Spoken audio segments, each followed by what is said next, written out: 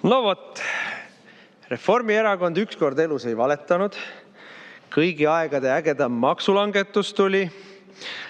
Rohkem raha jääb kätte. Inimeste raske kasiinoäriga teenitud raha jääb kätte. Lihtsam maksusüsteem, kõigile arusaadav, küüru ei ole. Ja nii me kasvatame majandust. Ja nii me ajame eelarve korda. Tuleb välja, et nad ei valetanudki meile. Välismaiseid veebikasiinosid hellitati lausa nii palju, et nad ei maksagi maksu. Enam lihtsamaks ei lähe. Üldse deklarit ei ole vaja esitada. Väiksemaks enam maks minna ei saa. Muidu sealt pealt hakkab juba valitsus peale maksma.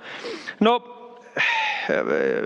tuleb ikka kokkuvõtlikult öelda kogu selle saaga kohta, et meid Eestis valitsevad süüdimatud, ebakompetentsed, korrumpeerunud inimesed. Ja tükk aega mul oli kognitiivne dissonants. Ma arvasin, et see ei ole ju võimalik, et keegi on veel korrumpeerunum kui Reformierakond. Aga näe, tuleb välja, et on. Eesti 200 annab isegi Reformierakonnale seaduste müümisel silmad ette. Noh, jutt on selline, et minu peab olema ikkagi puudega, kui sa usud seda juttu, et ei teagi, kust see viga tuli. Väike näpukas, tööõnnetus. 27 miljoniline tööõnnetus. Ja küll, kui ära parandada, siis võib-olla 4-5 miljoniline tööõnnetus. Aga vaadake, kui kellegile kingitakse näpukaga 27 miljonit, siis te võite peksta mind, kui tahate, aga mina ei usu, et see oli näpukas. Kogemata. Ei ole. Selles mõttes on ikkagi vaja selgeks teha, palju need inimesed tagasi said. Kickbacki, kes selle näpuka tegid. Kriminaalasja on vaja, uurimist on vaja.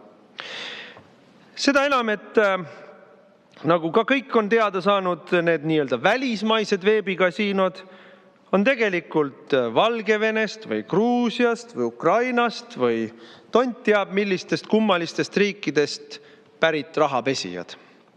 Seda ütlevad meile rahapesu andmebüroo inimesed. Ja nüüd rahanduskomisjonis proovisime selgust saada siis, kes on süüdi. Lolli juttu aeti. No piinlikult lolli juttu aeti. Aga mis välja tuli, oli see. Ametnikud ütlesid algatajatele, nendele samadele Eesti 200-lastele, juba suvel, et niimoodi seda teha ei tohi. Seal on oht, et siis ei hakka maks laekuma üldse. Edasi-tagasi loksutati mingisuguseid versioone.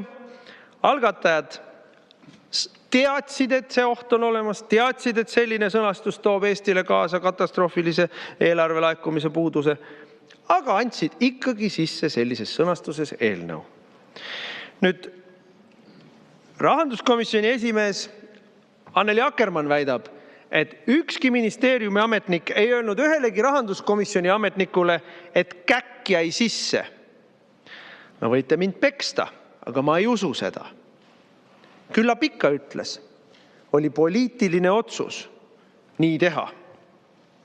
Ja see tähendab, kuigi ma alati tahaksin lahti lasta ka ametnikke, aga praegu on ikkagi vastutus eelkõige poliitiline. Ja see ei ole poliitilise vastutuse võtmine, et oi, aga näete, me toome siia teile selle parandusseaduse eelnõu, teeme kähku ära ja kõik on korras. See ei ole vastutus. Mingisugune vabandus moka otsast, et oi, näeme, kõik eksisime või kõik lasime asja kogemata silmade vahelt läbi. See ei ole ka mingisugune vastutuse võtmine. Vastutuse võtmine oleks see, kui Tein ja Tali astuks Riigikogust tagasi. Vastutuse võtmine oleks see, kui kõik need 51 saadikut, kes hääletasid selle käki poolt, võtavad nüüd oma taskust, oma raha ja maksavad riigieelarvesse puudujäägi kinni. On seda 27 miljonit või on seda 4 miljonit, vahet ei ole. See oleks vastutuse võtmine. Vastutuse võtmine oleks see, kui Akkermann astuks tagasi rahanduskomisjoni esimehe kohalt. Aga tegelikult lõppkokkuvõttes vastutab peaminister Michal. Sellepärast, et peaminister Michal hoiab pilpa peal seda asja, mida me nimetame Eesti 200-ks ja laseb endalt välja pressida koalitsiooni hoidmise ja eelarve vastuvõtmise ähvardusega, laseb endalt sellist käkke välja pressida. See ei ole juhtimine, see ei ole riigi ees vastutamine, see ei ole eelarve tegemine, ammugi ei ole see eelarve korda tegemine. Ja no, seda vastutust opositsioon võib nõuda ja algatame ka umbusalduse komisjonis Annely Akkermanni vastu, aga lõppkokkuvõttes peab selle vastutuse välja selgitama kriminaalasi. Meil aega seda teha pärast valimisi ka.